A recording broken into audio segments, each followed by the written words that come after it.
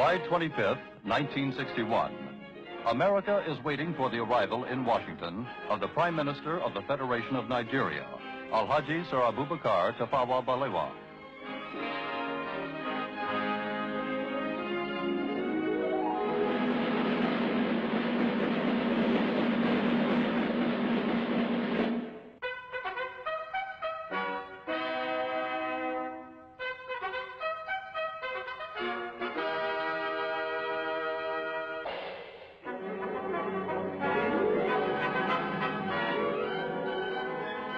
Prime Minister Balewa is making an official visit to America at the invitation of the President of the United States, John F. Kennedy.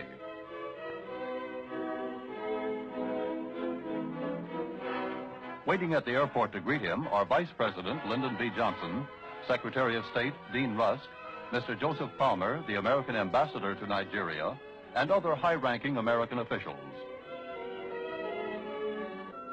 Accompanying the Prime Minister is Minister of Foreign Affairs Nwachukwu, Ambassador Udochi, and Minister Shagari and Benson, and other key members of the Nigerian government.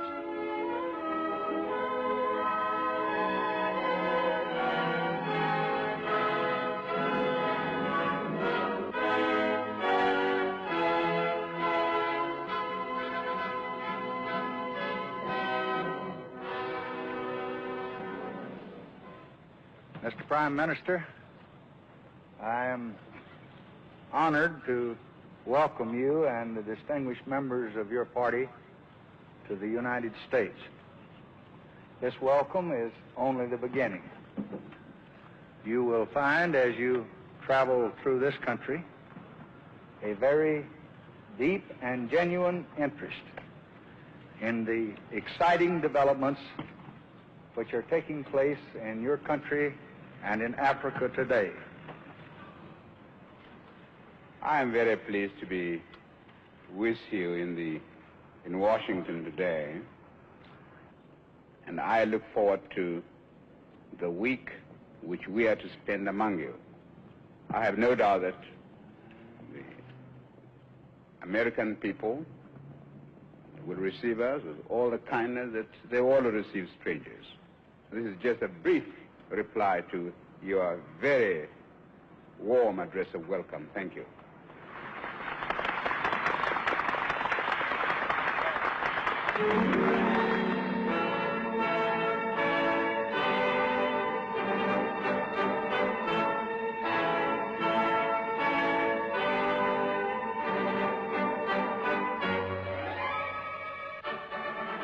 An official motorcade now conveys Prime Minister Balewa to the center of Washington.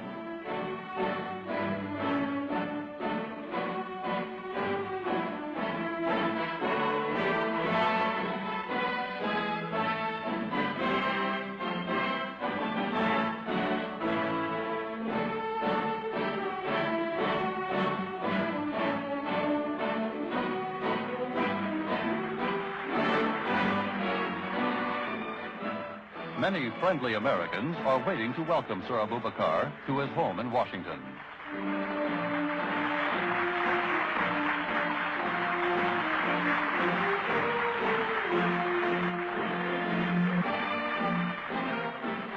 During his stay in the American capital, the distinguished visitor will reside at the Blair House, the special residence for guests of the American president. Just across the street from the Blair House is the White House, where President Kennedy awaits Prime Minister Balewa.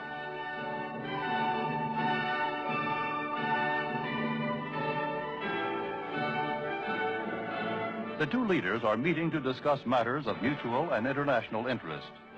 In a joint communique summarizing the outcome of their deliberations, they reaffirm their support for the principle of self-determination for dependent peoples and their unalterable opposition to racial discrimination under any name or in any guise. President Kennedy expressed his pleasure at the success of the Monrovia Conference and congratulated the Prime Minister on his constructive contribution. The two leaders affirmed their confidence that their exchange of views had strengthened the bonds of friendship between their two countries.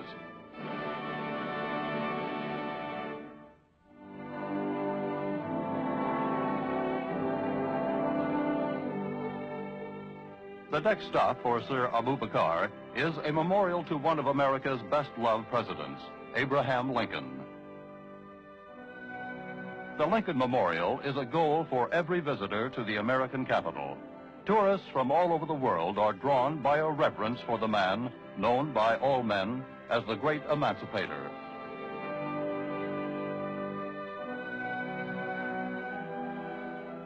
As they stand before the statue of Lincoln, the Prime Minister and his party remember the words in which Lincoln addressed his countrymen. He called upon them to do all which may achieve and cherish a just and lasting peace among ourselves and with all nations.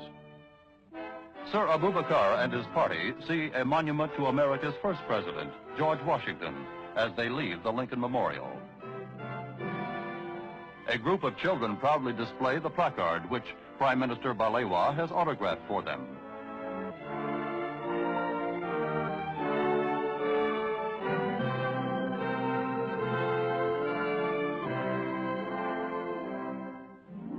The United States Department of State is the Prime Minister's next stop.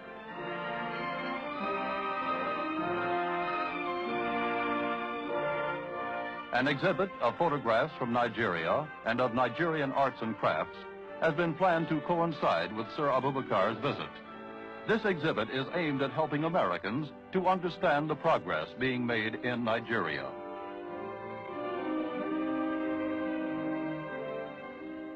Prime Minister Balewa is once again warmly greeted by Secretary of State Dean Rusk. The meeting affords an occasion for the two men and their advisors to confer on a wide variety of subjects.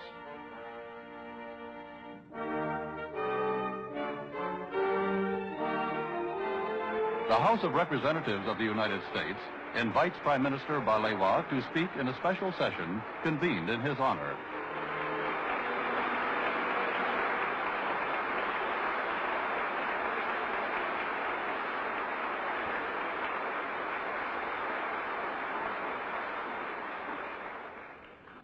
I regard it as a signal honor and privilege to be invited to address this world-famed gathering, not only because the United States of America is one of the leading nations of the world and one of the most powerful and advanced on earth today, but also because I believe that those who have struggled and worked to achieve independence will share with you and the great country which you represent